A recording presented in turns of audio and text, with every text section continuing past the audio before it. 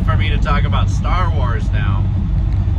So I gotta give you my little history with it. So, I don't know, I always feel like that provides a little bit of context for where my opinions come from.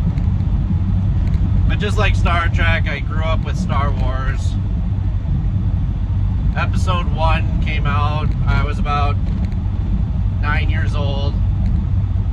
So I was in high school when episode 3 came out. So I grew up with the original trilogy in my younger years. And there's really not a whole lot to, say about those that most people haven't. Of course, I'm a fan. I remember when the special editions came out in 1997. That's when they added a bunch of CGI to it. It was like their practice run before episode 1. And I thought those were really cool at the time, so did my dad. Looking back, because I just recently rewatched 4, 5, and 6. And I wish that they never did that. I think I'm with most people on that. It was cool in the 90s to see the advancements, but they just look out of place. I do have the old VHS tapes before the special editions, but I haven't watched those in a very long time because, I don't have a VCR hooked up, and kind of a pain in the butt to do that. The ones I just rewatched were the 2004 re-releases, and I know that they made a few more improvements to them. The biggest thing that sticks out is Hayden Christensen's Force Ghost at the end of Return of the Jedi. I don't think that's a bad change, actually. And then I know they did another version of those movies later on, maybe like 10 years ago. And I think that's where they added the Darth Vader saying "no" as he throws Palpatine down the shaft, which is a terrible, terrible thing. I don't really deviate from a lot of people with Empire. I think Empire is the best of all of the Star Wars movies. That's not a controversial thing to say at all. I like Return of the Jedi more than the OG movie, though. Yeah, the Ewoks it goes on a little too long. But Luke and Vader and the Emperor, those scenes are the best scenes in any of the Star Wars movies, even better than anything in Empire. Return of the Jedi could have actually been better than Empire. Really, if it wasn't for all of the, is it Endor? That's the moon? If it wasn't for all the Endor stuff, it could have been better than Empire. I, of course, love A New Hope. I think it is a touch overrated. I think it ranks a little too highly in people's lists. But we're going to move on to the prequels, and I am an ardent defender of the prequels. Episode 1, I love that movie. Is it flawed? Yes. Well, that's the thing. Other than Empire Strikes Back, all Star Wars movies are flawed. It kind of comes with it. Episode 1, I think is a great time. I enjoy rewatching it. I look forward to it when I go through the Star Wars movies. And that Darth Jar Jar theory that gained traction about 10 years ago, you gotta watch it with that in mind. I'm convinced that that is more than a theory. I'm convinced that that's actually what was intended. Which makes Jar Jar way more tolerable. Because yeah, he can be annoying. But you got the pod racing scenes, which are good. The lightsaber duel at the end. Other than Anakin and Obi-Wan in episode 3, that one is the greatest lightsaber duel of all of the movies. So I'm a big fan of 1. Attack of the Clones is the weakest one of the prequel trilogy. But it is kind of fun as a... It's kind of, it's kind of got that mystery vibe going. Obi-Wan figuring out what the clones are for.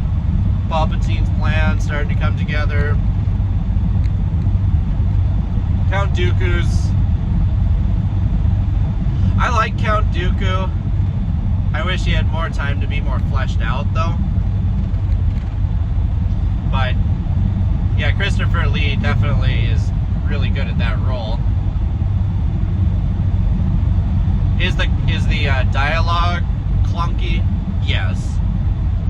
Like, that one is that's the movie that is infamous for the I don't like sand line. But I watched some YouTube essay video things about the dialogue in Star Wars and how it's not eloquent, but it functions very well. I don't know. I won't be able to say put it as good as they did. The dialogue sounds worse than it is, though. But yeah, that sand line, yeah, I mean, cringe. But you can't judge the whole movie based on that. Otherwise, you're just not thinking. Episode 3, I think, is the second best Star Wars movie out of all of them after Empire. The first half is a little slower, but the second half makes it an incredible movie.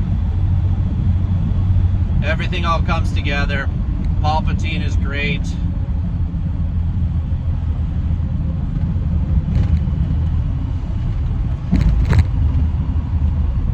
Love it. Now we get to the fun ones. So then Disney takes over, buys Lucasfilm, and I think it was 2012. And they come out with episode 7 in 2015. So I was mid-20s at that point. And I went to 7. And I remember at first, well, I went in with hesitation. Like, for not hesitating to go to it, with cautious optimism. That's the word I'm looking for. Because I knew J.J. Abrams was the one in charge. And if you watched my Star Trek video, J.J. Abrams made Star Trek 09 and Into Darkness by the time episode 7 came around. And I hate those movies. I thought, he's not capturing what Star Trek was. Not even in the slightest. He didn't even try. So is he going to really respect Star Wars? Probably not. Well, I'd say with episode 7, he respected Star Wars more than he did Star Trek. But that's because he just copied A New Hope. That's all episode 7 is. It's a repackaged, way shittier New Hope. I thought it would, like, so the opening scenes, you got the stormtroopers touching down. You got Kylo Ren, and he stops that blaster in the middle of the air. And I thought those are really cool effects. You know, going into it the first time watching it, like, oh, this might be really cool. And then, you know, you got Star Killer Base, which is just the Death Star, and they blow up planets. They blow up like 5 planets with it, but there's no emotion behind it. It's just like, oh, okay. Like, there's no context for that to mean anything. Blowing up one planet, Alderaan, with the Death Star in A New Hope, hit way more emotionally than destroying 5 planets. The First Order, having an Imperial remnant, is an interesting idea. But the First Order is never explained. They're just Nazis. There's no... It's like, here are the bad guys. There you go. They're not compelling at all. I'd like to know how they work. What's the history? What happened in the 30 years between Return of the Jedi and Force Awakens? There's nothing. Just, oh, space Nazis. Who's this Snoke guy? I mean, that's fine, but they did it just like in Empire, where they showed the Emperor real quick over hologram. It's just a ripoff. And then they waited for the next movie for him to be in. The movie is not original in any way. They kill Han Solo. Well, first they kill Han Solo's character by making him just like divorced loser dad. And then they actually kill him off, and it just is cheap shock value.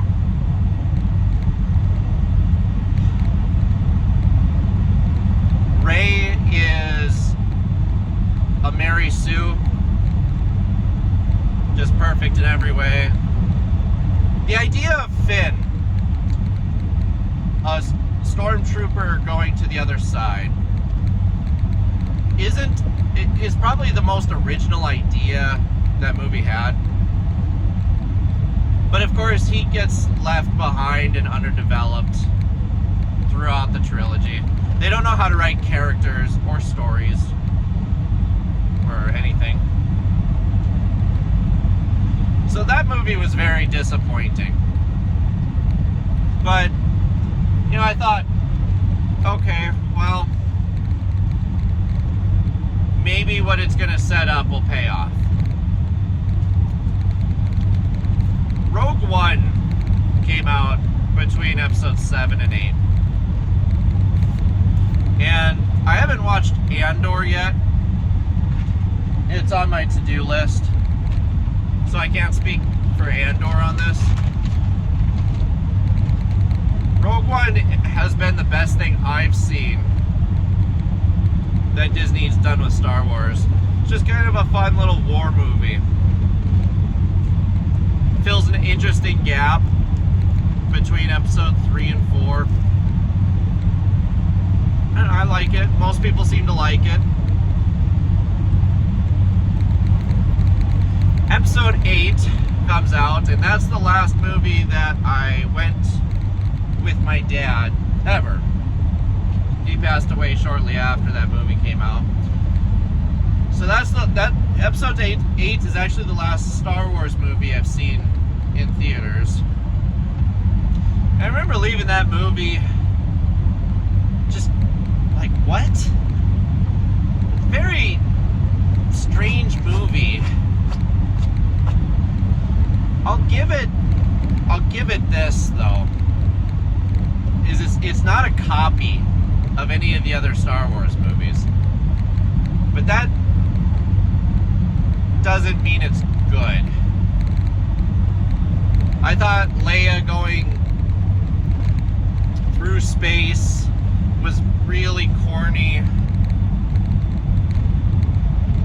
And just like with Han Solo's character. They assassinated Luke's character. I thought it was neat. There's kind of a subversion of expectation, which I think is a thing that Rian Johnson is kind of smugly known for. But when Kylo Ren kills Snoke, I actually thought, oh, that's interesting. I didn't see that one coming. I'm not going to fault it on that, but then Snoke is left completely underdeveloped. I mean, if Episode 9 had come around and explained more what Snoke was, other than some weird clone things, it could have worked. It could have worked. Yeah, I wasn't a big fan of Episode 8. I think it's so far out of all the movies, the worst one. I would rank Force Awakens higher than Episode 2. But Episode 8 is definitely at the bottom of the barrel. Until we get to Episode 9. Episode 9 is a train wreck. So I didn't feel like going to that one in theaters because that was a me and Dad thing. And that came out shortly after he passed away, so I really wasn't in the mood for it. So I didn't see Episode 9 until about a year or two later. I think COVID was going on. And I pull it up and watch it on Disney Plus. I decided I was going to rewatch all the movies and then finish off with Episode 9, which I hadn't seen.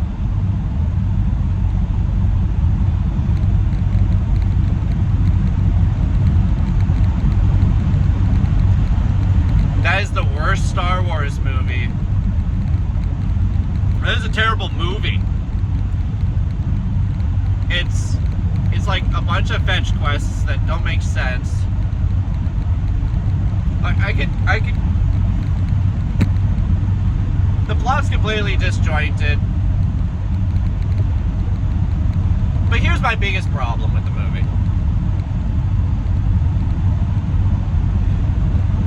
Is by bringing Palpatine back and then not even explaining it, you undo Vader's sacrifice in Episode 6. And that Vader sacrifice isn't some small plot point in Episode 6. That's the thing that makes the entire 6 movies worth it. So you undo that. It's so cheap. It's cheap. It's got that Hollywood tendency of where death isn't permanent.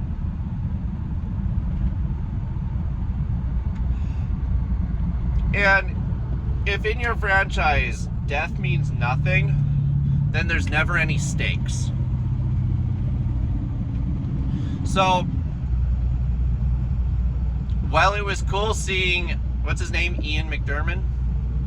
Well, it was, he's a delight. It's always cool seeing him. But that's my biggest issue.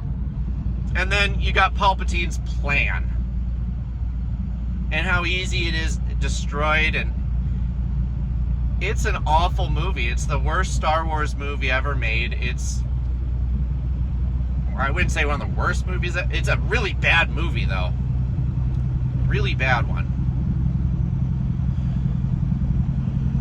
So those are my feelings on the movies. So then you got the... I have watched the holiday special. So I got that for Christmas, a bootleg copy of it on DVD that was made with, someone made it with a case and everything. I still got it. And so that became a Christmas tradition around my house. But it was a 3-year tradition. And that's because we just watched it for as long as we could. And we ended up having to turn it off because it really is terrible. like offensively. It took us 3 Christmases to get through the whole thing. You should give it a watch. So that's all the movies, but then they've got the TV shows. So The Mandalorian, I tried watching that. I watched the first 3 episodes of it, and I got extremely bored. So I never watched past that. I know people like it. It's not for me. I'm not going to sit and dunk on it because I've only seen 3 episodes. All I'll say is it's really slow opening. Book of is it Boba Fett or Boba? I'm pretty sure it's Boba Fett. Book of Boba Fett. That one I thought, oh, okay, well that sounds a little more interesting. So I watched all of that. It's only 5 or 6 episodes.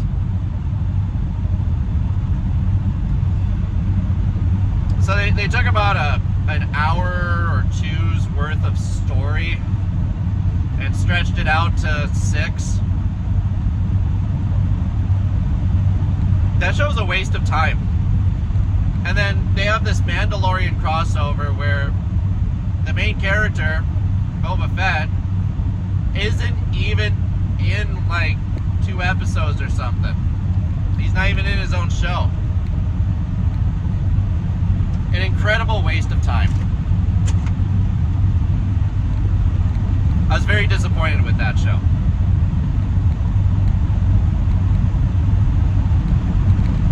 And then Obi-Wan.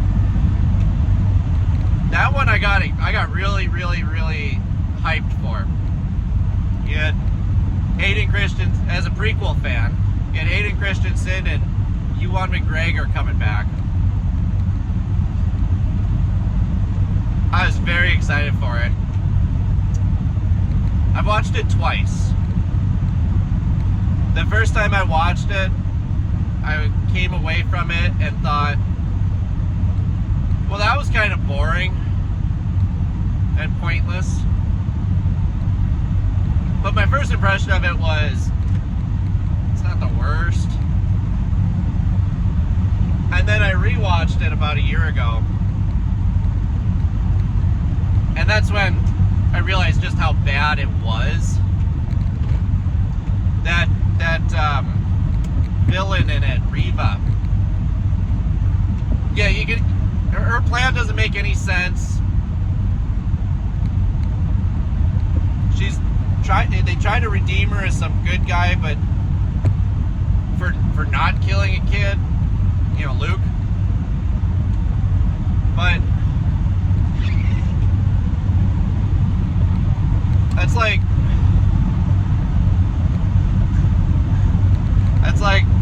saying a serial killer is now a good guy because he didn't do any killing this week. Oh, like it's a good guy now. You can kind of tell the wokeness that infected that show. Oh, the first time I did watch it though, I can never get this out of my head with this show.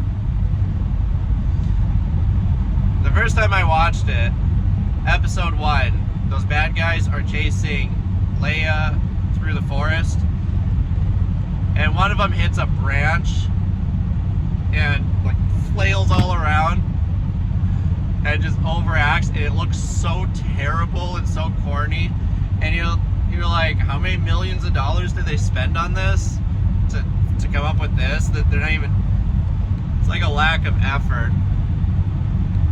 So that's 3 shows. The 2 I've watched have been boring and terrible. Well, they've both been boring or terrible. I haven't watched anything else. I want to watch Andor. I actually hear that one's pretty good. The Acolyte.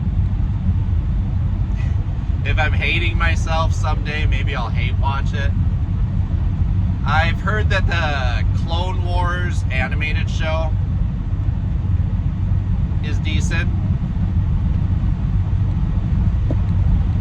Maybe I'll check that out at some point. It's never really interested me though. That's my experience with Star Wars then. The video games I haven't really played much, but when I was a kid, I'd go over to a friend's house and play Battlefield 2 for the PS2. I remember that being a good time. If I were to go play any Star Wars games right now, I'd probably go play the old Lego Star Wars trilogy.